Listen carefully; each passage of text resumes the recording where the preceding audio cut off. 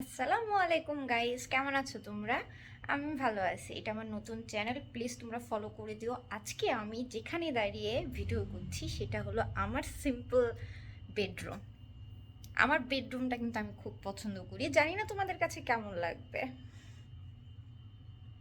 একদিন অবশ্যই তোমাদের সাথে আমার এই সিম্পল বেডরুমের ভিডিও শেয়ার করব।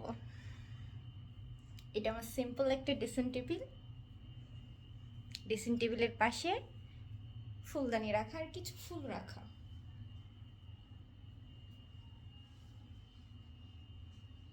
Red colour, white colour, cream colour. ফুলদানিটা অনেক সুন্দর না?